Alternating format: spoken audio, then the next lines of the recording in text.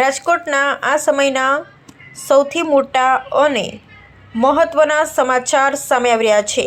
જો તમે પણ બહાર ખાવાના શોખીન છો તો સાવધાન થઈ જજો, કારણ કે રાજકોટ મહાનગરપાલિકાનું ફૂડ ડિપાર્ટમેન્ટ ફૂલ એક્શન મોડમાં આવી ગયું છે। શહેરમાં એક સાથે 121 જેટલી નામાંકિત હોટલ અને રેસ્ટોરન્ટ્સ પર ફૂડ વિભાગે તાબડતોડ દરોડા પાડ્યા છે।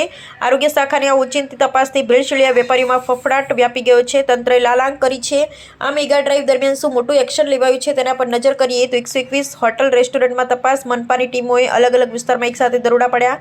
55 કિલો ખાદ્ય જથ્થાનો નાશ। તપાસ દરમિયાન સ્થળ પરથી જ 55 કિલો જેટલો વાસી, સડેલો અને સ્વાસ્થ્ય માટે હાનિકારક ખોરાક પકડી પડી તેનો તાત્કાલિક નાશ કરવામાં આવ્યો છે। ગંદકી અને ભેળસેળ સામે કડક કાર્યવાહી। કિચનમાં જોવા મળેલી અસહ્ય ગંદકી અને ખાદ્ય પદાર્થોમાં થતી ભેળસેળ સામે આરોગ્ય શાખાએ કાયદેસરની કડક કાર્યવાહી હાથ ધરી છે।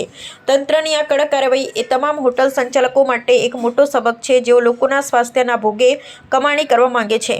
આરોગ્ય શાખાએ સ્પષ્ટ ચેતવણી આપી છે કે આગામી દિવસોમાં પણ આ ઝુંબેશ આ જ રીતે ચાલુ રહેશે।